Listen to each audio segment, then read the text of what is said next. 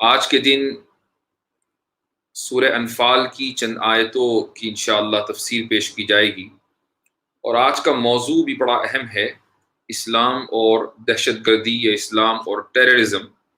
اور اس کی وجہ یہ ہے کہ قرآن کریم نے چونکہ پورا نظام حیات پیش کیا ہے، اسلام نے پورا طرز زندگی پیش کیا ہے، وے آف لائف جس کو کہتے ہیں۔ تو جب ایک معاشرہ بنتا ہے اور ایک ملک بنتا ہے تو اس ملک کے ہر طرح کے تقاضے، اس سوسائٹی کے تقاضے ہوتے ہیں۔ اس کو اکنامک گروتھ بھی چاہیے ہوتی ہے، اس کو فورن پالیسی بھی چاہیے ہوتی ہے، اس کو نظام جنگ بھی چاہیے ہوتا ہے، چونکہ اس کے اپنے دشمن بھی ہوتے ہیں تو دشمنوں سے کیسے نمٹنا ہے۔ اس کو انٹیلیجنس سسٹم بھی چاہیے ہوتا ہے، اس کی ایک انٹرنل پالیسی ہوگی، ایک ایکسٹرنل پالیسی ہوگی، اس کا ایک پورا نظام ہوگا، تبھی جا کر ہم اس کو وے آف لائف کہیں گے۔ تو چونکہ اسلام ایک مذہب صرف اس چیز کا نام نہیں ہے کہ مسجدوں میں جا کر عبادت کر لی جائے، بلکہ یہ پورا ایک نظام زندگی ہے کہ کیسے انسان کو اپنی زندگی اللہ کے حکم کے مطابق گزارنی ہے۔ اس کے اندر حکومت بنانا بھی ہے اور اس کے اندر حکومت چلانا بھی ہے، دونوں چیزیں جو ہے وہ نظام زندگی کے اندر آتی ہیں۔ اور جب یہ بات ہے تو قرآن کریم کی کچھ آیتیں ایسی ہیں کہ جن کو بنیاد بنا کر کچھ لوگ چیری پکنگ کرتے ہیں اور ان کو بنیاد بنا کر اسلام پر یہ اعتراض کرتے ہیں کہ دیکھو اسلام اپنے ماننے والوں اور اپنے فالوورز کو یہ حکم دیتا ہے کہ وہ دہشت گردی پھیلائیں یا معصوموں کو قتل کریں۔ اس طرح کی کا جو نیریٹو ہے یہ ایک عرصے سے غیر مسلموں میں چل رہا ہے اور سوشل میڈیا کی دین ہے۔ تو آج کچھ اس طرح کی موضوعات پر انشاءاللہ گفتگو کریں گے۔ جو آیتیں آج کے درس کے لیے ہم نے منتخب کی ہیں ان آیتوں کا تعلق جنگ بدر سے ہے۔ یہ باضابطہ اسلام کی پہلی جنگ ہے جو سن 2 ہجری میں ہوئی ہے۔ آپ صلی اللہ علیہ وسلم نے جب ہجرت کر کے مکہ سے مدینہ میں رہائش اختیار کی تو وہاں پر آپ صلی اللہ علیہ وسلم سن 2 ہجری میں یہ موقع آیا آپ علیہ الصلاۃ والسلام کے پاس کہ آپ اہل مکہ کے ساتھ مشرکین کے ساتھ جنگ کریں۔ اس جنگ کو، اس پہلی باضابطہ اور ایک کہنا چاہیے کہ آفیشل وار کو بیٹل آف بدر، غزوہ بدر کہا جاتا ہے۔ تو آج انشاءاللہ اسی سے متعلق کچھ آیتیں ہیں اور آیتوں کا بیک گراؤنڈ، اور اس کے بعد ان آیتوں میں جن کے اوپر آج ہم فوکس کر رہے ہیں اس میں ایک آیت ایسی ہے کہ جس کو سب سے زیادہ کوٹ کیا جاتا ہے، یہ ثابت کرنے کے لیے کہ اسلام کا دہشت گردی سے تعلق ہے۔ اور لوگ اس آیت کو آگے پیچھے سے کاٹ کر، میں نے اس دن بھی کہا تھا کہ آپ اگر فوڈ ریسیپی کی کتاب سے ٹیررزم ثابت کرنا چاہیں تو بہت آسانی کے ساتھ کر سکتے ہیں۔ تو سب سے پہلے میں وہ آیتیں پڑھتا ہوں۔ یہ آیت نمبر 9 ہے سورہ انفال کی۔ اللہ سبحانہ وتعالیٰ کا ارشاد ہے، اذ تستغیثون ربکم فاستجاب لکم انی ممدکم بألف من الملائکۃ مردفین وما جعلہ اللہ الا بشرا ولتطمئن به قلوبکم وما النصر الا من عند اللہ ان اللہ عزیز حکیم۔ ہوا یہ تھا کہ نبی کریم صلی اللہ علیہ وسلم 313 اور ایک روایت کے مطابق 319، لیکن جو زیادہ صحیح روایت ہے وہ ہے 313 کی، 313 لوگوں کے ساتھ جنگ کرنے کے لیے میدان بدر پہنچے ہیں۔ اور بدر کا جو میدان ہے وہ مدینہ سے کافی باہر ہے۔ جب وہاں پہنچے تو مقابلے میں کفار تھے، مشرکین مکہ تھے۔ اب مسلمانوں کی جو پریپریشن تھی، یعنی میٹیریلسٹک پریپریشن، مادی تیاری، وہ کیا تھی اس کو سن لیجئے۔ مسلمانوں کے پاس صرف 2 گھوڑے تھے اور 70 اونٹ تھے۔ اس کا مطلب یہ ہوا کہ اکثریت کے پاس 2/3 لوگ ایسے تھے کہ جن کے پاس کوئی سواری نہیں تھی، اور ان کو مدینہ سے بدر کے میدان تک جانا تھا جو ایک لمبا فاصلہ ہے۔ تو 2 گھوڑے تھے اور 70 اونٹ تھے، لہٰذا ہر ایک اونٹ کے اوپر 3 سوار ہوتے تھے باری بدل کر، اور اسی طریقے سے چند تلواریں بھی تھیں۔ ادھر ابو جہل کا جو لشکر تھا 1000 کے قریب اس میں لوگ تھے، اور ہر ایک آدمی کے پاس گھوڑا تھا اور 2 اونٹ تھے، ہر ایک کے پاس گھوڑا اور 2 اونٹ اور ہر ایک کے پاس تلوار۔ تو مکمل ان کے پاس تیاری تھی جنگ کی۔ اور نہ صرف یہ کہ وہ 1000 لوگ خود آئے تھے لڑا کے، بلکہ ان کے ساتھ ان کے خادم بھی تھے، ان کے ساتھ گانے بجانے والی عورتیں تھیں۔ اور کس طریقے سے یہ لوگ میدان جنگ میں پہنچے ہیں یہ بھی ایک بہت ہی دلچسپ قصہ ہے۔ وہ یہ کہ نبی کریم صلی اللہ علیہ وسلم کے جو جانثار صحابہ ہیں وہ آپ علیہ الصلاۃ والسلام کے ساتھ میدان بدر پہنچے ہیں اللہ اکبر کہتے ہوئے، الحمدللہ کہتے ہوئے، سبحان اللہ کہتے ہوئے. یہ ان کی زبان پر حمد کا ترانہ ہے، ان کی زبان پر تسبیح و تحمید ہے، اور اللہ اکبر وہ کہتے آ رہے ہیں، اللہ کی بڑائی بیان کرتے آ رہے ہیں. چونکہ ان کے ہاں جنگ کا مقصد کوئی دنیاوی نہیں تھا، یعنی یہ نہیں تھا کہ وہ اپنی پراپرٹی کے اندر انکریز کر دیں، یا یہ نہیں تھا کہ وہ دشمن کو لوٹ لیں، یہ مقصد نہیں تھا. مقصد تھا دین اور دین کا بقا. دوسری طرف ابو جہل کا جو لشکر تھا وہ ڈرمز بجاتے ہوئے آ رہے تھے، یعنی ان کے ہاں میوزیکل انسٹرومنٹس تھے، وہ گانے بجانے والیاں ان کے ساتھ چل رہی تھی، اور اس طریقے سے وہ اپنے فوجیوں کا مورال بلند کر رہے تھے. دیکھیے جب جنگ ہوتی ہے تو مورال بلند کرنے کا بھی ایک بہت اہم کانسیپٹ ہے.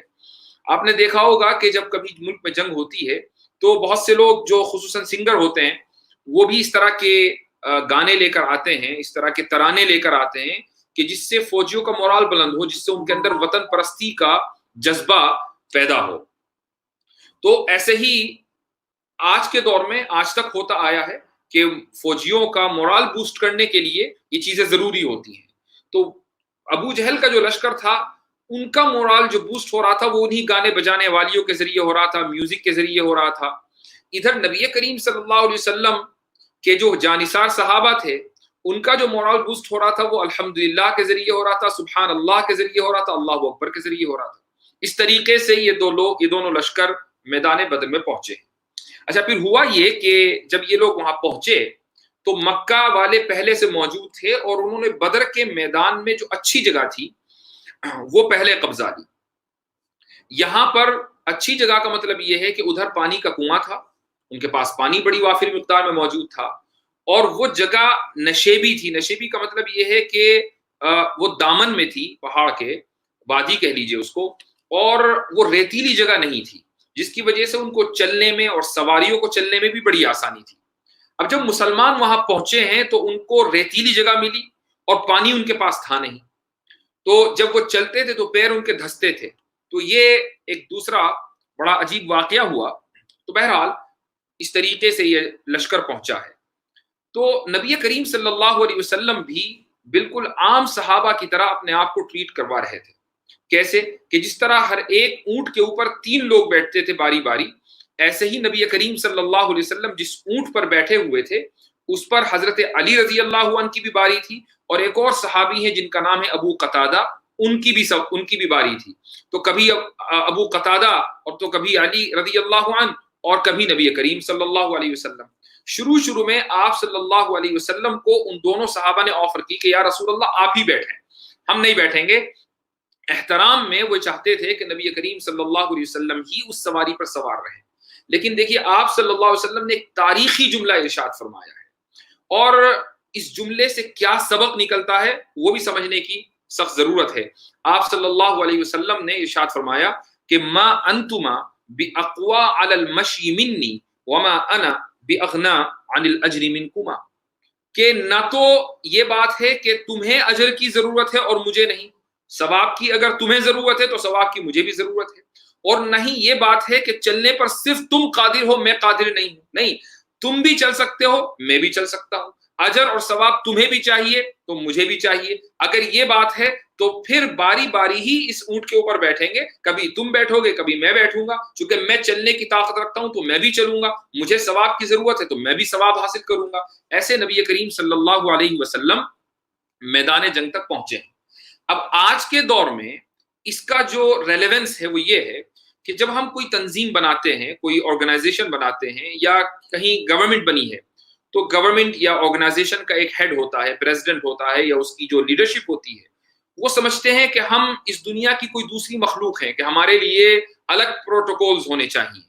جو عام ورکرز ہیں ان کے لیے کوئی پروٹوکول نہیں، جو صدر صاحب ہیں یا جو پریزیڈنٹ ہے آرگنائزیشن کا، یا جو چیئرمین ہے یا جو ناظم ہے، جو بھی آرگنائزر ہے اس کے لیے پروٹوکول الگ ہے، اس کے بیٹھنے کی جگہ الگ ہے، اس کے کھانے کی جگہ الگ ہے.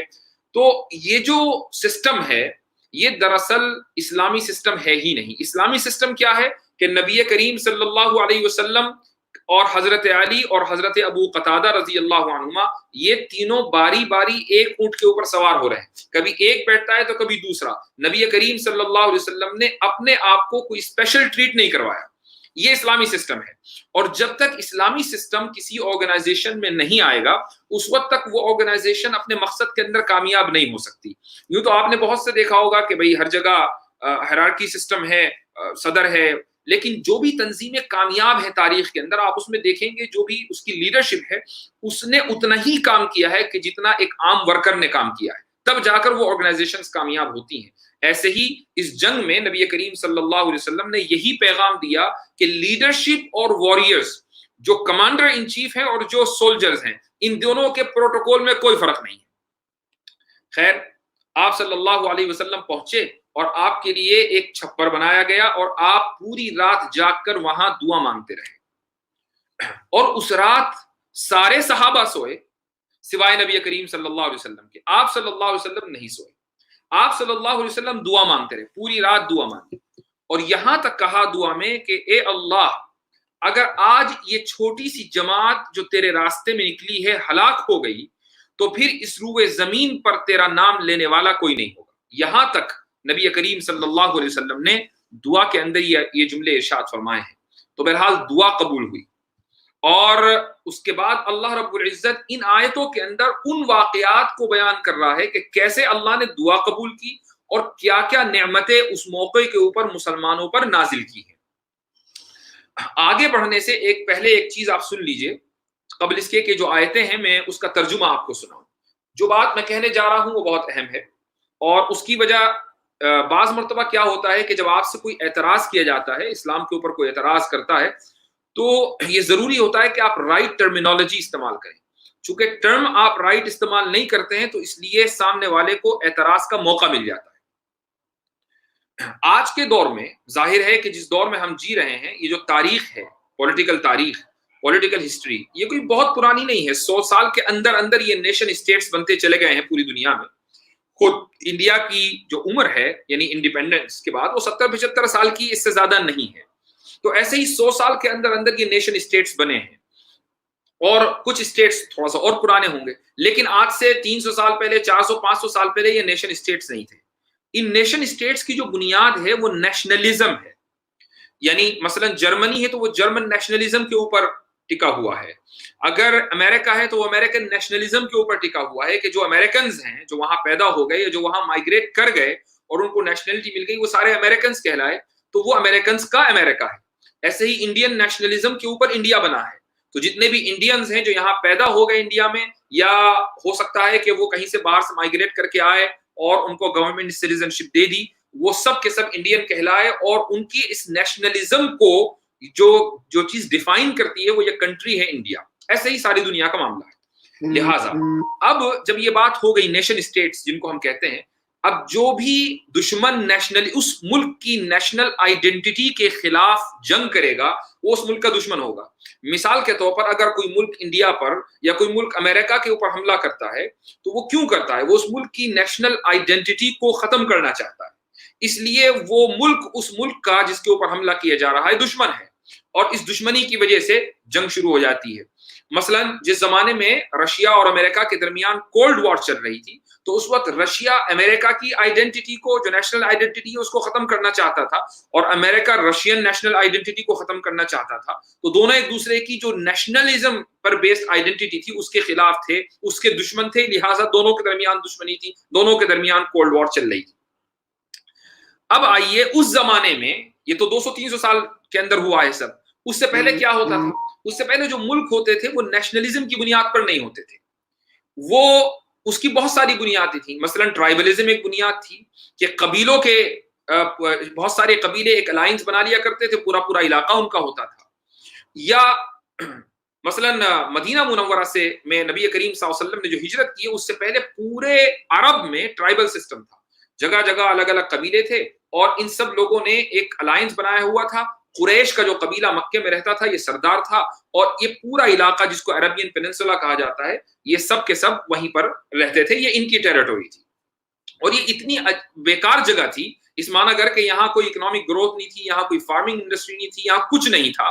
یہی وجہ ہے کہ جو برابر میں جو بڑے بڑی سپر پاور تھیں، ایک طرف پرشین سپر پاور اور ایک طرف رومن سپر پاور، ان دونوں نے کبھی عرب کے اوپر حملہ کرنے کا سوچا ہی نہیں، چونکہ ان کو یہ تھا کہ اگر ہم نے اپنی انرجی اور اپنے جو وسائل ہیں عرب میں ضائع کر بھی دیے اور عرب کو اپنے ساتھ ملا بھی لیا تو ہمیں ملے گا کیا.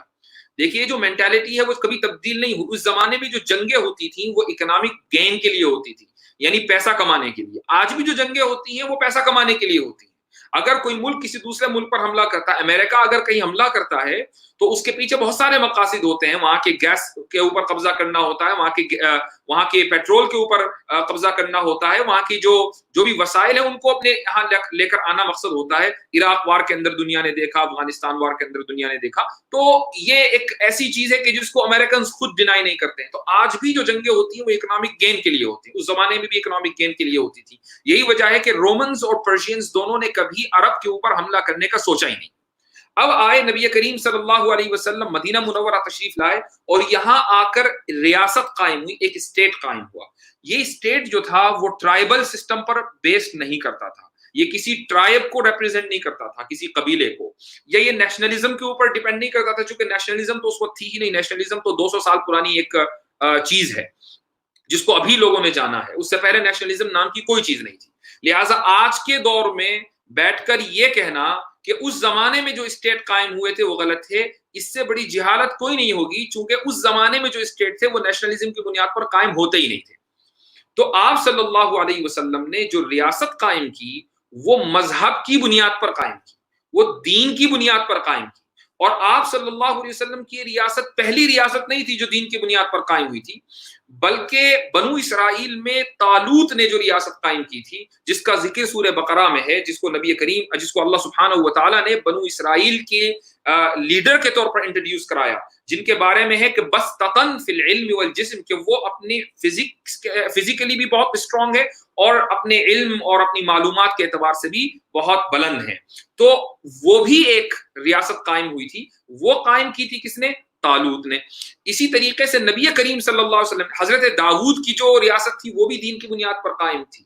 اسی طریقے سے نبی کریم صلی اللہ علیہ وسلم کی جو ریاست ہے وہ بھی دین کی بنیاد پر قائم ہے. آج جو لوگ یہودیوں کے بڑے وہ بن رہے ہیں نا کہ بڑی ہمدردی ان کو یہودیوں سے ہو رہی ہے، تو ذرا ان سے جا کر پوچھا جائے جو لوگ یہودیوں کی ہمدردی کرتے ہیں، اسرائیل کی ہمدردی کرتے ہیں، کہ یہودیوں کے یہاں ریلیجس اسٹیٹ کا تصور ہے کہ نہیں.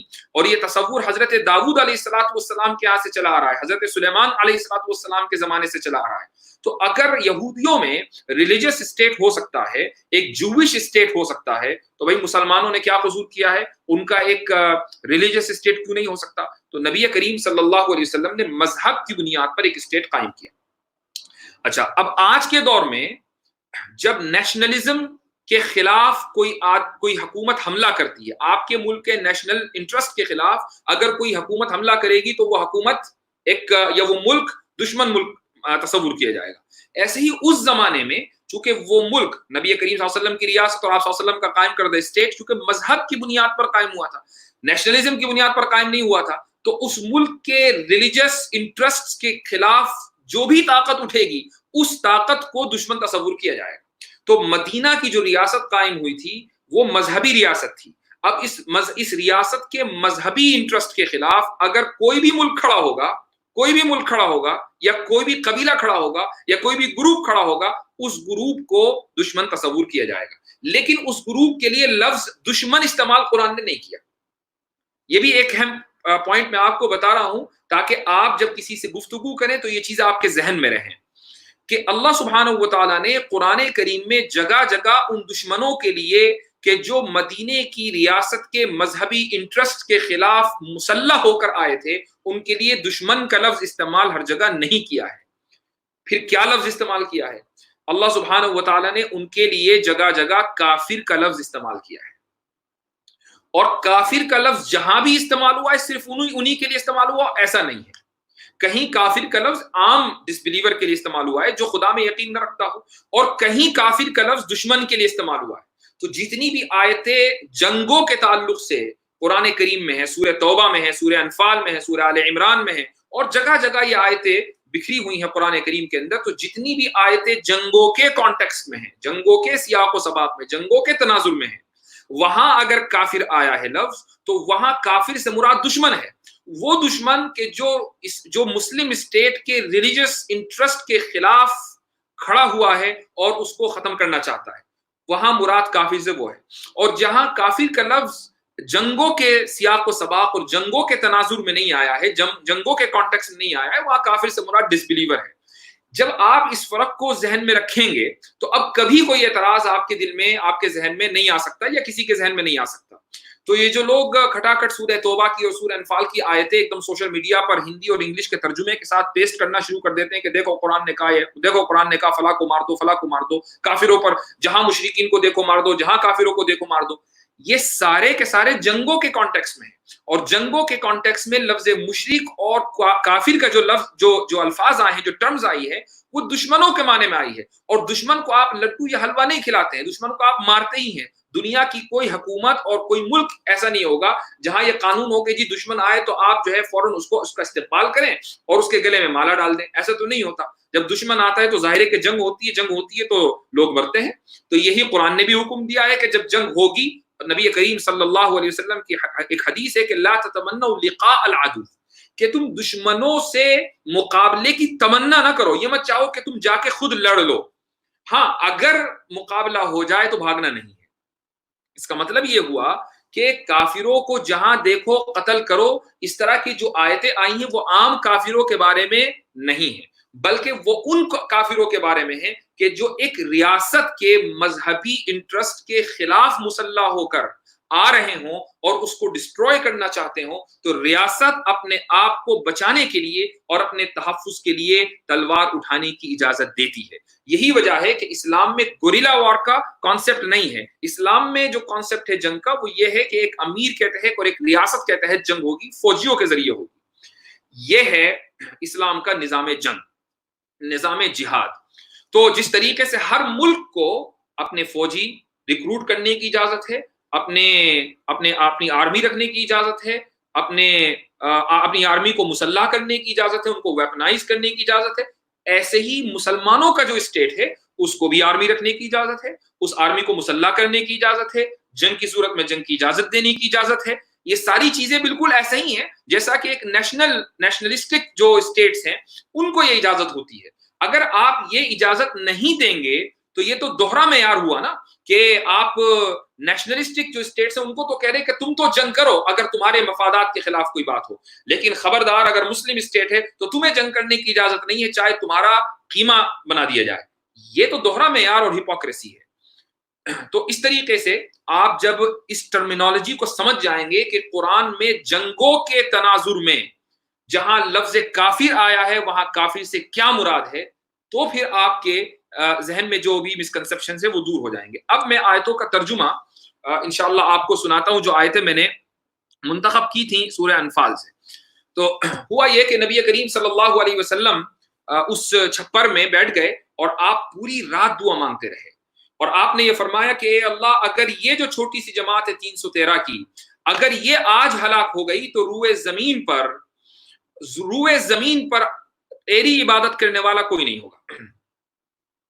ये आप सल्लल्लाहु अलैहि वसल्लम ने दुआ में कहा और दुआ आप अलैहिस्सलातु वस्सलाम की कबूल हुई। अल्लाह सुब्हानहु व तआला फरमाता है, इज़ तस्तगीसून रब्बकुम फस्तजाब लकुम अन्नी मुमिद्दुकुम बिअल्फिन मिनल मलाइकति मुर्दिफीन।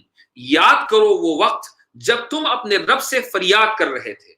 आप सल्लल्लाहु अलैहि वसल्लम को भी कहा जा रहा है और आप सल्लल्लाहु अलैहि वसल्लम के साथ जो दूसरे लोग हैं, सहाबा हैं, मुसलमान, उनको भी कहा जा रहा है कि जब तुम अपने रब से फरियाद कर रहे थे और अल्लाह ने तुम्हारी दुआ कबूल की और तुम्हारी दुआ का ये कहकर जवाब दिया कि मैं तुम्हारी मदद के लिए 1000 फरिश्तों की कमक भेजने वाला हूं जो लगातार आएंगे। 1000 फरिश्ते मैदान बद्र में आए। अब ये क्यों आए? अल्लाह ताला ने भेजे, ये तो कुरान में आ गया, तो फरिश्तों तो आए, लेकिन उन्होंने आकर क्या किया? ये याद रखिए कि एक फरिश्ता उन सारे 1000 दुश्मनों को कत्ल करने के लिए और उनको जहन्नम रसीद करने के लिए काफी था। हजरत जिब्रील अलैहिस्सलातु वस्सलाम अकेले आ जाते, यानी हजरत जिब्रील की जो ताकत है वो तो कुरान ने बयान की है कि वो तो बस्ती को ऊपर उठा के नीचे पटक दिया करते थे। جو عذاب آیا ہے قوم لوط کے اوپر، عاد کے اوپر، سمود کے اوپر، تو وہ فرشتوں ہی کے ذریعے بھیجا گیا ہے. تو یہاں 1000 فرشتوں کی کیا ضرورت تھی؟ حضرت جبریل علیہ السلام اکیلے کافی تھے. آگے اللہ سبحانہ و تعالیٰ فرما رہا ہے کہ وما جعلہ اللہ الا بشرا ولتطمئن بہ قلوبکم. یہ وعدہ جو اللہ نے کیا تھا وہ صرف اس لیے کیا تھا کہ وہ خوشخبری بنے تاکہ تمہارے دلوں کو اطمینان حاصل ہو. میں نے ابھی ایک بات کہی کہ جنگوں میں مورل بوسٹ کرنا ایک بہت اہم چیز، اہمیت کا حامل ہے. یہی وجہ ہے کہ آپ جنگوں میں دیکھتے ہیں کہ ترانے گائے جاتے ہیں، گانے گائے جاتے ہیں، نیشنل اینتھم گائے جاتے ہیں تاکہ فوجیوں کا جو مورال ہے وہ بوسٹ ہو. تو اللہ سبحانہ و تعالیٰ نے 1000 فرشتے بھیجے. اس لیے نہیں بھیجے کہ یہ فرشتے جا کر خود جنگ لڑیں گے. جنگ تو انہی فوجیوں کو لڑنی تھی جو آپ صلی اللہ علیہ وسلم کے ساتھ تھے، انہی صحابہ کو لڑنی تھی جو آپ صلی اللہ علیہ وسلم کے ساتھ تھے. اسلام کا جو نظام ہے، اللہ کا جو نظام ہے، وہ یہ ہے کہ تم جب کرو گے تو تمہیں ملے گا، تمہیں بیٹھے بیٹھے نہیں ملے گا. چاہے تمہاری تعداد کم ہو یا تعداد زیادہ ہو، محنت کرو گے تو ملے گا.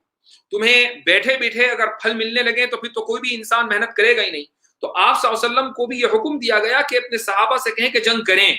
فرشتے آئیں گے، فرشتے جنگ نہیں کریں گے. کیا کریں گے؟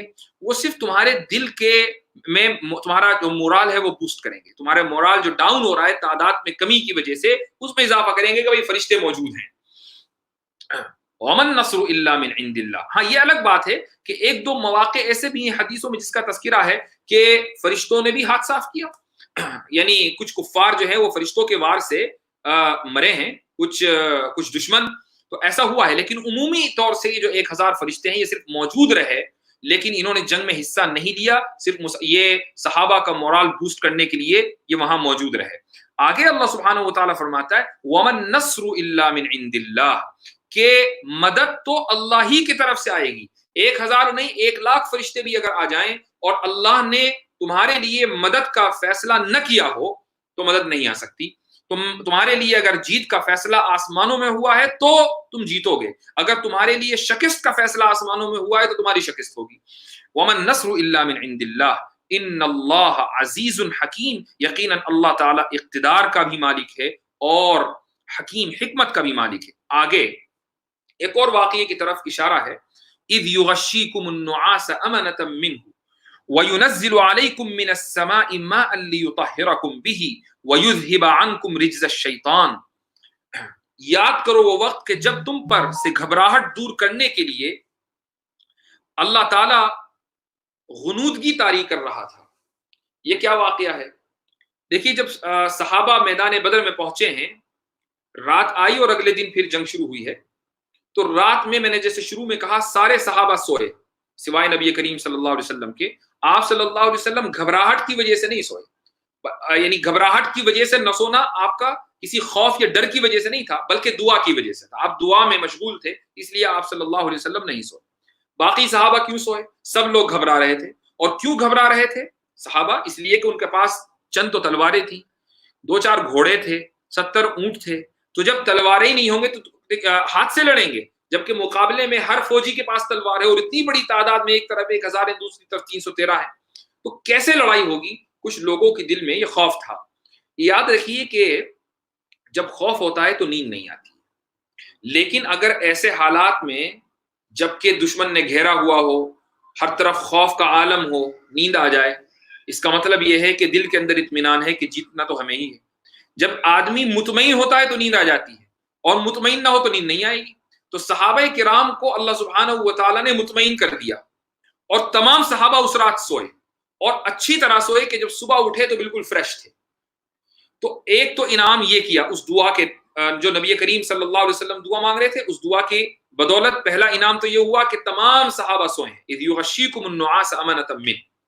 دوسرا انعام یہ ہوا کہ میں نے شروع میں کہا کہ جو مشرکین مکہ تھے انہوں نے سالڈ جگہ پر قبضہ کر لیا تھا اور ان کے پاس پانی بھی تھا. ادھر جب یہ صحابہ آئے تو ان کے پاس ریتیلا میدان تھا اور ان کے پاس پانی نہیں تھا. تو ان کے دلوں میں خیال آیا کہ یہ تو عجیب بات ہوئی کہ ہمارے ساتھ اللہ کے رسول ہیں، اللہ کی مدد ہے، ہم سے یہ کہا جا رہا ہے کہ 1000 فرشتے بھی ساتھ میں آئیں گے، لیکن حال یہ ہے کہ پانی نہیں ہے، حال یہ ہے کہ ہمارے پاس کھڑے ہونے کی جگہ نہیں ہے، کھڑے ہوتے تو پیر دھس جاتے ہیں. تو کچھ لوگوں کے دلوں میں یہ وسوسہ آیا، یہ خیال آیا. تو اللہ رب العزت کی طرف سے یہ فیصلہ ہوا کہ वयुनज़्ज़िलु अलैकुम मिनस्समाइ माअ, याद करो वो वक्त कि जब तुम पर अल्लाह ताला पानी बरसा रहा था। रात में बारिश हो गई, जब बारिश हुई तो जो मुशरिकीन का इलाका था वहां तो दलदल बन गई कि उनके लिए चलना और खड़े होना मुश्किल हो गया। और जो मुसलमानों का इलाका था, चूंकि ये पहले से रेतीला था, तो जब इसके ऊपर पानी बरसा तो ये सॉलिड हो गया, और इन्होंने जो पानी बरसा उसको जमा भी कर लिया, तो इनके पास पानी भी अच्छी खासी मिकदार में जमा हो गया। चूंकि सुबह में उठकर कुछ लोगों को वजू करनी थी, कुछ लोगों को गुस्ल करना था, तो शैतान ये वसवसे डाल रहा था कि भाई तुम्हें गुस्ल भी करना है, तुम्हें वजू भी करनी है, तुम्हें नमाजें भी पढ़नी है, पानी तुम्हारे पास नहीं है। जबकि अल्लाह का रसूल ये वादा कर रहा है कि अल्लाह की तरफ से मदद आएगी। तो ये कैसी मदद है? तो अल्लाह ताला उसी को फरमा रहा है कि तुम पर अल्लाह ने पानी बरसाया लियुतहिरकुम बिही, ताकि तुम उस पानी से पाकी हासिल करो, वयुज़हिबा अन्कुम रिज्ज़श शैतान, और अल्लाह ने तुम पर पानी बरसाया ताकि वो तुमसे शैतान की गंदगी को दूर कर दे। वो शैतान की गंदगी क्या थी? वो दिल के अंदर आने वाले वसवसे थे। वलियरबिता अला कुलूबिकुम वयुसब्बिता बिहिल अक़दाम, और ताकि वो तुम्हें तुम्हारे दिलों की ढारस बंधाए और उसके जरिए तुम्हारे पांव अच्छी तरह जम जाएं, इसलिए पानी बरसा। तो नबी करीम सल्लल्लाहु अलैहि वसल्लम की दुआ कबूल होने के बाद फरिश्ते आए हैं 1000, लोगों का मोराल बुलंद हुआ है, पानी बरसा है, जमीन अच्छी हो गई है कि जहां पर लोग आसानी के साथ खड़े हो सकते थे, उनको पीने का, नहाने का और वजू करने का पानी मिल गया। तो इस तरीके से पूरी रात मदद अल्लाह सुब्हानहू व तआला की तरफ से नाजिल होती गई। अब आप आगे चलिए, ये वो आयत है कि जिसके ऊपर सबसे ज्यादा वबाल मिचता है, और लोग इस्लाम को जो टारगेट करते हैं वो इस आयत की वजह से करते हैं। ये आयत नंबर 12 है सूरह अनफाल की। और वो टारगेट क्यों करते हैं? मैं हमेशा कहता हूं कि जो भी गलत किस्म से टारगेट करते हैं इस्लाम को या कुरान को, वो दरअसल वो एक इस्लामोफोबिक वायरस के अंदर मुब्तला है, उसमें इससे इन्फेक्टेड है। ये आयत नंबर 12 है सूरह अनफाल की। अल्लाह सुब्हानहू व तआला फरमाता है, इज़ यूही रब्बुका इलल मलाइकति अन्नी मअकुम फसब्बितुल लज़ीना आमनू सउल्की फी कुलूबिल लज़ीना कफरुर रुअब, कि याद करो वो वक्त जब तुम्हारा रब फरिश्तों को वही के जरिए हुक्म दे रहा था। क्या हुक्म दे रहा था?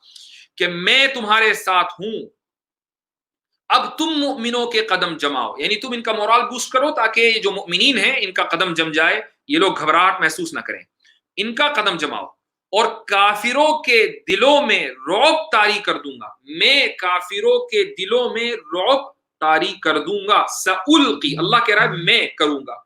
किसके दिलों में? फी कुलूबिल लज़ीना कफरू, काफिरों के दिलों में क्या तारी करूंगा? रौब।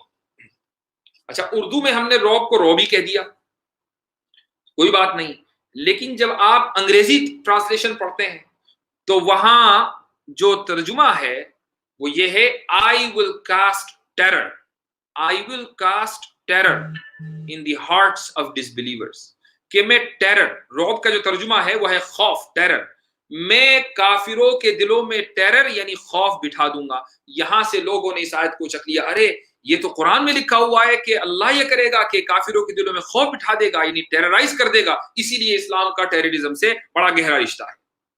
ये वो आयत है कि जिसकी बुनियाद पर इस्लाम पर बेजा एतराजात होते हैं। मैंने जो आपको शुरू में सिनेरियो दिया है वो ये कि काफिर का लफ्ज जहां भी जंगों के कॉन्टेक्स्ट में आया है वहां उससे मुराद दुश्मन है, और काफिर का लफ्ज इसलिए इस्तेमाल किया है, दुश्मन का लफ्ज इसलिए इस्तेमाल नहीं किया चूंकि नबी करीम सल्लल्लाहु अलैहि वसल्लम ने जो रियासत कायम की थी वो मजहब की बुनियाद पर की थी। लिहाजा मजहबी इंटरेस्ट के खिलाफ जो लोग भी मुसल्ला होकर और हथियार बंद होकर आएंगे तो वो जाहिर है उनको वो डिसबिलीवर्स ही होंगे, इसलिए डिसबिलीवर का लफ्ज इस्तेमाल किया है, लेकिन इससे मुराद वो दुश्मन है जो उस रियासत के और उस स्टेट के खिलाफ है। अब मैंने जैसे कहा कि जब एक मुल्क की दूसरे मुल्क से जंग होती है, मान लीजिए कि दो मुल्क हैं, मसलन फिलीपीन है और मसलन श्रीलंका है, वैसे ही मैं एक रैंडम एग्जांपल दे रहा हूं, तो फिलीपीन और श्रीलंका की मसलन जंग हुई है, तो श्रीलंका की भी स्ट्रेटेजी रहेगी और फिलीपींस की भी स्ट्रेटेजी रहेगी, दोनों मुल्कों की स्ट्रेटेजी रहेगी कि एक दूसरे के फौजियों का मोरल डाउन करें और अपने फौजियों का मोरल बूस्ट करें। और मोरल डाउन कैसे किया जाता है? आज के दौर में आपने देखा होगा कि प्रोपेगेंडा बहुत चलता है, कैसे मोरल लोग डाउन करते हैं, फेक वीडियोस बनाकर, फेक न्यूज देकर। मसलन ये कहा जाता है, मसलन श्रीलंका की तरफ से ये प्रोपेगेंडा होगा, वैसे ही एक एग्जांपल है, कोई ऐसा नहीं कि ऐसा हुआ है, वैसे एग्जांपल दे रहा हूं कि श्रीलंका की तरफ से मसलन ये प्रोपेगेंडा होगा कि भाई फिलीपींस के हमने इतने हजार फौजियों को मार दिया है, اور ایک فیک نیوز بنا کر پوری دنیا کے اندر پھیلا دی جائے گی. کیوں؟ تاکہ فلپینز کے فوجیوں کے دلوں کے اندر خوف بیٹھ جائے. یہ جو خوف ہے اسی کو انگریزی میں ٹیرر بھی کہہ دیا جاتا ہے. تو اللہ سبحانہ و تعالیٰ نے یہ کہا کہ فرشتوں سے کہ تم مؤمنوں کے قدم جماؤ اور میں کافروں یعنی دشمنوں کے، جو مسلمانوں کے دشمن ہیں، جو اس ریاست کے دشمن ہیں، ریاست کے دشمنوں کے، اسٹیٹ کے دشمنوں کے دلوں میں خوف ہونا ہی چاہیے، اس لیے کہ وہ خود خوف پھیلانے کے لیے اور اس اسٹیٹ کی آزادی کو ختم کرنے کے لیے آئے ہیں. تو تم مؤمنین کے قدم جماؤ، میں دشمنوں کے دلوں کے اندر خوف پیدا کروں گا. کس طریقے سے؟ کہ ان کا مورال ڈاؤن کروں گا اور مؤمنین کا مورال بوسٹ کروں گا. اس میں خرابی کیا ہے؟ مجھے کوئی آدمی یہ بتا دے کہ اس میں یہ پرابلم ہے کہ نہیں، فوجیوں میں آپس میں نہ مورال بوسٹ ہونا چاہیے، نہ مخالف فوجیوں کا مورال ڈاؤن ہونا چاہیے، کیونکہ مورال ڈاؤن کرنا اپنے مخالف فوجیوں کا یہ ٹیررزم ہے. اگر کوئی آدمی اس بات پہ یقین رکھتا ہو تو اس سے بڑا کوئی احمق اور بیوقوف دنیا میں نہیں ہے. سألقی فی قلوب الذین کفروا الرعب فاضربوا فوق الاعناق واضربوا منهم كل بنان. اب آگے مسلمانوں کو جو فوجی تھے 313 میدان میں، ان کو حکم دیا جا رہا ہے کہ جب تمہارا مورال بوسٹ ہو گیا اور تمہارے دشمنوں کا مورال ڈاؤن ہو گیا، اب تمہیں کیا کرنا ہے؟ تو تم گردنوں کے اوپر وار کرو، تو تم چھوڑنا نہیں. تم نبی کریم صلی اللہ علیہ وسلم کی میں حدیث پہلے ہی بتا چکا ہوں کہ دشمنوں سے ملاقات یعنی میدان جنگ میں دشمنوں سے بھیڑنے کی تمنا نہ کرنا، لیکن اگر کبھی ملاقات ہو جائے یعنی دشمنوں سے بھیڑ جاؤ تو بھاگنا بھی نہیں ہے. تو اب جب آپ نہیں بھاگیں گے تو کیا کریں گے؟ آپ گلے تو لگائیں گے نہیں. تو یہی تو حکم ہے. آپ ایک کمانڈر ان چیف اپنے فوجیوں کو کیا حکم دیتا ہے؟ کمانڈر ان چیف اپنے فوجیوں کو یہ حکم دیتا ہے کہ اگر مخالف فوجی کوئی ملے تو اس کے سینے کے اوپر گولی مارنی ہے، زندہ بچ کر جانا نہ چاہیے. قرآن نے بھی یہی کہا ہے کہ جو مسلم فوجی میدان بدر میں تھے ان کو کہا کہ فضریبوا فوق الاعناق، زندہ بچ کر کوئی دشمن جانے نہ پائے. فضریبوا فوق الاعناق، چونکہ یہ تمہاری جان لینے کے لیے آئے ہیں تو تم ان کو زندہ کیسے چھوڑ دو گے؟ فضریبوا فوق الاعناق واضربوا منهم كل بنان.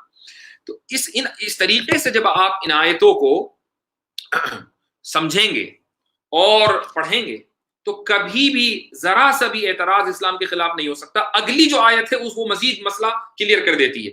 آگے اللہ تعالیٰ فرماتا ہے آیت نمبر 13، ذالک بانہم شاقوا اللہ ورسولہ. دیکھیے یہ لوگ جو بےمانی کرتے ہیں قرآن کریم کے ترجمے کو کاپی پیسٹ کر کے ایک لفظ اٹھایا اور اس کو کہیں پیسٹ کر دیا اور کہا کہ دیکھو اسلام کے اندر ٹیررزم ہے. اگلی آیت کیا ہے؟ ذالک بانہم شاقوا اللہ ورسولہ. یہ سب اس لیے ہے، یہ جو سب بیان کیا جا رہا ہے کہ تم یہ کرو وہ کرو اور اللہ تعالیٰ ان کے دلوں کے اندر خوف پیدا کر دے گا، یہ جو پورا پروسیس ہے یہ کیوں ہے؟ ذالک، یہ سب اس لیے ہے کہ انہوں نے، کنہوں نے؟ یہ جو کافر ہیں. کون کافر؟ یعنی جو اسلامی حکومت کے انٹرسٹ کے خلاف اٹھ کر آئے ہیں وہ کافر. عام کفار کی بات نہیں ہو رہی ہے. یہ لوگ، یہ دشمن، انہوں نے اللہ اور اللہ کے رسول سے دشمنی مول لی ہے. ذالک بانہم شاقوا اللہ ورسولہ. اس کا مطلب یہ ہے کہ وہ لوگ، وہ ڈس بلیورز کہ جو اللہ اور اللہ کے رسول اور ان کے ماننے والوں سے دشمنی مول نہیں لیتے ہیں، انہیں ڈرنے کی کس بات کی ضرورت ہے؟ وہ کیوں جگہ جگہ قرآن کی آیتیں پیش کر کے یہ کہتے ہیں کہ مسلمان جو ہے وہ قتل اور قتال کے اندر بلیو کرتا ہے اور مسلمان گردنوں کو اڑانے کے اوپر بلیو کرتا ہے، جب اللہ نے خود ہی کہہ دیا کہ یہ پورا پروسیس ان لوگوں کے خلاف ہے کہ جو اللہ اور اللہ کی رسول سے دشمنی رکھتے ہیں. تو یہ بات ثابت ہو گئی کہ یہ جو آیتیں ہیں یہ عام حالات کے لیے نہیں ہیں بلکہ یہ میدان جنگ کے لیے. ذالک بانہم شاقوا اللہ ورسولہ. یہ سب اس لیے ہے کہ انہوں نے اللہ اور اس کے رسول سے دشمنی مول لی ہے. ومن یشاقق اللہ ورسولہ فان اللہ شدید العقاب. اور اگر کوئی شخص اللہ اور اللہ کے رسول سے دشمنی مول لیتا ہے تو یقیناً اللہ کا عذاب بڑا سخت ہے. یقیناً اللہ کا عذاب بڑا سخت ہے. تو یہ وارننگ دے دی گئی ہے کہ اگر اللہ اور اللہ کے رسول سے دشمنی مول لو گے، یعنی جو مسلمانوں کا ایک اسٹیٹ ہے، اگر اس اسٹیٹ کے انٹرسٹ کے خلاف تم حملے کرو گے، تم ہتھیار اٹھا کر وہاں پر تم لوگوں کو قتل کرو گے اور اس اسٹیٹ کے انٹرسٹ کے اوپر حملہ آور ہوگے اور اس کو تم کمزور کرنا چاہو گے، تو ظاہر ہے کہ پھر تو آرمی موونگ کرے گی، آرمی ریئیکٹ کرے گی. تم یہ کب تک چاہو گے یا حملے کرتے رہو گے اور یہ سوچو گے، توقع کرو گے کہ نہیں تمہارا ہمیشہ استقبال ہی ہو؟ تو اللہ سبحانہ و تعالیٰ نے بالکل کھول کر اور واضح کر یہ بات بتا دی کہ یہ جو پورا فلسفہ ہے جنگ کا، یہ اس لیے ہے چونکہ لوگ اللہ کے بنائے ہوئے نظام کو کمزور کرنا چاہتے ہیں، اللہ کا جو بنایا ہوا پورا نظام ہے، یعنی جو ایک اسٹیٹ ہے، اس کو کمزور کرنے کے لیے جو لوگ بھی آگے آئیں گے ان کے ساتھ یہی معاملہ ہوگا. چونکہ ایک نیشنلسٹک اسٹیٹ کو کمزور کرنے کے لیے اگر کوئی آرگنائزیشن آتی ہے، کوئی ملک آتا ہے، تو اس کے ساتھ بھی یہی معاملہ ہوتا ہے. اور اگر کوئی ملک یہ کہتا ہے کہ نہیں جی ہم کبھی جنگ نہیں کریں گے، ہم تو گاندھی جی کے فلسفے پر ہمیشہ عمل کرتے رہیں گے کہ ہمیں جنگ کرنی نہیں. حالانکہ گاندھی جی کا یہ فلسفہ بھی ویسے ہی مشہور ہو گیا ہے، انہوں نے بھی کافی جگہ اس بات کو دوسرے الفاظ میں لکھا ہے. خیر وہ ایک الگ موضوع ہے. اگر کچھ لوگ یہ کہیں کہ نہیں ہمیں تو جنگ کرنی نہیں ہے، آپ ہمیں مارو آپ ہمیں کاٹو، اسلام اس میں بلیو نہیں کرتا ہے. جب ایک ملک قائم ہو گیا، بلکہ میں کہتا ہوں کہ گاندھی جی کا ہی فلسفہ کون سے گاندھی کا ملک میں چلا ہے؟ مجھے کوئی یہ بتا دے کہ گاندھی جی کا جو فلسفہ ہے عدم تشدد کا، کہ کیا گاندھی جی تو اس ملک کے قائم ہونے کے بعد ہی تو وہ ہلاک ہوئے ہیں؟ تو اس ملک کے بننے کے بعد، اس ملک کے انڈیا کے بننے کے بعد ہی تو گاندھی جی کو گولی لگی ہے. لیکن اس کے باوجود اس ملک کا قانون کیا ہے انڈیا کا، کہ بھائی اگر آپ انڈیا کے اوپر حملہ کریں گے تو انڈیا ریئیکٹ کرے گا، اور بالکل کرنا چاہیے، ہر ملک کو کرنا چاہیے. جس ملک کے پاس بھی آزادی ہے، آزاد ملک ہونے کا مطلب ہی یہی ہے کہ آپ کی آزادی کو اگر کوئی سلب کرے گا تو آپ ریئیکٹ کریں گے اور اس شخص اور اس گورنمنٹ یا اس آرگنائزیشن کو نیست و نابود کر دیں گے. یہی حکم تو قرآن دے رہا ہے کہ اگر ایک اسلامک اسٹیٹ ہے، ایک باقاعدہ ایک باضابطہ نظام ہے، تو اس ملک کے خلاف جو بھی حملہ آور ہوگا اس کو بھی نیست و نابود کیا جائے گا، بالکل ایسے ہی جیسا کہ آج کے دور میں ہر ملک کو یہ حق ہے. یہ اسلام کا نظام جنگ. اس کے علاوہ جتنی بھی آیتیں ہیں، چاہے وہ سورہ توبہ کی آیتیں ہوں، سورہ انفال کی دوسری آیتیں ہوں، یا سورہ آل عمران کی آیتیں ہوں، جہاں جہاں بھی یہ آیتیں ہیں سب کا یہی کانٹیکسٹ ہے. اس کے علاوہ کوئی دوسرا کانٹیکسٹ نہیں ہے. اسلام میں ہمیشہ کہتا ہوں، اور اس سے پہلے میں نے کتنی ہی مرتبہ کتنے ہی فورمز کے اوپر اپنی یوٹیوب ویڈیوز میں، اپنی سپیچز کے اندر، اردو میں، انگریزی میں، جہاں جہاں بھی اللہ نے بولنے کا موقع دیا اس موضوع پر، میں نے ڈنکے کی چوٹ پر یہ بات کہی ہے کہ اسلام گوریلا وار میں بلیو نہیں کرتا ہے. لہٰذا جو بھی گوریلا وارز کے نام سے دنیا کے اندر آرگنائزیشنز چل رہی ہیں، ان کا نام اگرچہ الف با تا سا جس طرح ملتا جلتا ہو، لیکن ان کا اسلام سے تعلق نہیں ہے. اور اس کی وجہ یہی ہے کہ جو اسلام کا نظام جنگ ہے وہ آرگنائزیشنز اس نظام جنگ کے خلاف چل رہی ہیں. تو بہرحال یہ قرآن کریم کی سورہ انفال کی آیتوں کی مختصر سی تفسیر ہے، ورنہ فلسفہ جنگ اسلام کا اور یہ پوری جو آیتیں ہیں یہ اتنا طویل موضوع ہے کہ اس کے اوپر الحمدللہ گھنٹوں بات کی جا سکتی ہے. لیکن میں سمجھتا ہوں کہ اگر آج کی اس ویڈیو کو ذہن میں رکھ لیا جائے، اور خصوصاً میں نے جو شروع میں بات کی ہے، بہت سے لوگوں نے ابھی جوائن کیا ہے، شروع میں جو میں نے بات کی ہے اس کو آپ ہمیشہ ذہن میں رکھیے کہ کافر کا لفظ قرآن میں دو طرح کے لوگوں کے لیے استعمال ہوا ہے: عام ڈس بلیورز اور اسی طریقے سے دشمن. اور دشمنوں کے لیے کافر کا لفظ اس لیے استعمال ہوا ہے چونکہ اس زمانے میں جو دشمن تھے اسلامی حکومت کے، جو نبی کریم صلی اللہ علیہ وسلم نے قائم کی ہے، وہ مذہب کی بنیاد پر اس حکومت کے دشمن تھے. اور مذہب کی بنیاد پر دشمنی کا کیا مطلب ہے کہ وہ اس مذہب کو نہیں مانتے تھے، اس لیے ان کو کافر کہا گیا. تو ان کفار سے مراد دشمن ہیں جو حکومت کے دشمن ہوتے ہیں. اور جو عام کفار ہیں کہ جن کا اس سے کوئی تعلق نہیں ہے، جن کو ان کے ساتھ تو نبی کریم صلی اللہ علیہ وسلم نے معاہدے کیے ہیں. آپ دیکھیے کہ مدینہ کے یہودیوں کے ساتھ معاہدے کیے ہیں. آپ دیکھیے خود ان جنگوں سے نمٹنے کے بعد مکہ کے مشرکین کے ساتھ معاہدے کیے ہیں، بنو خزاعہ کے ساتھ معاہدے ہوئے ہیں. اور تو اور قرآن کریم نے سورہ ممتحنہ کے اندر یہ حکم دیا ہے کہ اللہ تعالیٰ تمہیں منع نہیں کرتا ہے کہ وہ لوگ کہ جنہوں نے تم سے جنگ نہیں کی، وہ کافر کہ جنہوں نے تم سے جنگ نہیں کی اور تم کو تمہارے گھروں سے نہیں نکالا، تم ان کے ساتھ احسان کرو اور ان کے ساتھ حسن سلوک کرو. اللہ تعالیٰ تمہیں اس بات سے نہیں روکتا ہے، بلکہ تمہیں یہ اجازت ہے کہ تم ایسے ڈس بلیورز کے ساتھ کہ جنہوں نے تم پر کوئی زیادتی نہیں کی، تمہیں تمہارے گھروں سے نہیں نکالا، تمہارے ساتھ جنگیں نہیں کی، تم ان کے ساتھ حسن سلوک کر سکتے ہو، تم ان کے ساتھ اٹھ بیٹھ سکتے ہو، تم ان کے ساتھ اچھائی کا معاملہ کر سکتے ہو، بھلائی کا معاملہ کر سکتے ہو. بھلا یہ کیسے ہو سکتا ہے کہ ایک ہی کتاب میں جو قرآن اللہ کی طرف سے نازل ہو، ایک طرف تو اللہ تعالیٰ ایسے کفار کے ساتھ حسن سلوک کا حکم دے رہا ہو اور دوسری طرف سارے کافروں کی گردن اتارنے کا حکم دے رہا ہو؟ یہ تو ناممکن ہے، یہ تو کانٹرڈکشن ہے. اس لیے اس کانٹرڈکشن کا یہ جو حل ہے وہ یہی ہے کہ جو کفار جنگوں کے، جو لفظ کافر جنگوں کے کانٹیکسٹ میں آیا ہے وہاں مراد دشمن ہے، اور جنگوں کے کانٹیکسٹ کے علاوہ جو لفظ کافر آیا ہے وہاں مراد عام ڈس بلیورز ہیں. اور ان عام ڈس بلیورز کے ساتھ حسن سلوک کا قرآن نے حکم دیا ہے، اور وہ آیت سورہ ممتحنہ کے اندر موجود ہے. کوئی بھی شخص سورہ ممتحنہ کھول کر دیکھ لے، آیت موجود ہے، پڑھ سکتا ہے. تو یہ آج کی تفسیر کا خلاصہ ہے. دعا ہے کہ اللہ سبحانہ و تعالی قرآن کریم کی صحیح سمجھ عطا فرمائے اور ہم سب لوگوں کو اس قابل بنائے کہ جو لوگ اسلام کے اوپر اعتراضات کرتے ہیں بیجا، ہم ان کے اعتراضات کا جواب دیں۔ ایک لاسٹ پوائنٹ میرے ابھی ذہن میں آیا، یہ جو حدیث میں نے ابھی آپ کو بتائی ہے کہ لا تتمنوا لقاء العدو، کہ دشمنوں سے بھڑنے کی کبھی تمنا نہ کرنا، یعنی یہ کوئی ضروری نہیں ہے کہ تم بیٹھ کے دعا مانگو کہ جنگ ہو جائے، جنگ ہونے کی تمنا نہ کرنا۔ اس سے آج کے دور میں دو ریلیونٹ چیزیں ہیں اور اس کے بعد میں اپنی بات ختم کرتا ہوں۔ پہلی چیز تو یہ ہے کہ کوئی بھی شخص کبھی بھی کسی بیماری کی تمنا نہ کرے، کبھی بھی کسی بیماری کی تمنا نہ کرے، یہ سوچ کر کے بھائی میں تو جھیل لوں گا، امتحان ہوگا اللہ کی طرف سے تو اچھا ہے کہ میں اس بیماری میں مبتلا ہو جاؤں اور جب تو مجھے ثواب ہی ملے گا، تو کبھی بھی کسی بھی بیماری کی تمنا نہیں کرنی چاہیے، پہلی بات۔ دوسری بات یہ ہے کہ اللہ نبی کریم صلی اللہ علیہ وسلم خود فرما رہے ہیں کہ دشمن سے ملاقات، یہ دشمن سے جو بھڑن ہوتی ہے وہ کہاں ہوتی ہے؟ میدان جنگ میں ہوتی ہے، تو میدان جنگ کا شوق نہیں پالنا چاہیے۔ آج کے دور میں جو اس کا ریلیونس ہے اس حدیث کا وہ یہ کہ مثلا جہاں جہاں بھی پینڈیمک کووڈ-19 پھیلا ہوا ہے، یا جہاں جہاں بھی کوئی بھی وبائیں پھیلی ہوئی ہیں، کرونا وائرس پھیلا ہوا ہے یا کہیں پلیگ پھیل جائے، تو وہاں جانے کی بھی ضرورت نہیں ہے، چونکہ وہاں جانے کا مطلب ایسا ہی ہے جیسا کہ آپ خام خواہی میدان جنگ میں دشمن کے خلاف کود پڑے جبکہ اس کی ضرورت نہیں ہے۔ تو ایسی جگہ سے، اور نبی کریم صلی اللہ علیہ وسلم نے بہت کلیئر گائیڈ لائنز دی ہیں کہ جہاں وبائیں پھیلی ہوئی ہوں تو وہاں جانے کی ضرورت نہیں ہے۔ اس حدیث کا بھی جو آج کے دور میں یہ تو وہی معنی ہے جو بالکل کلیئر ہے، لیکن ایک دوسرے معنی جو اس سے ہمیں سبق ملتا ہے وہ یہی ملتا ہے کہ جہاں اگر بیماریاں ہیں وہاں نہیں جانا چاہیے، یا بیمار ہونے کی تمنا نہیں کرنی چاہیے۔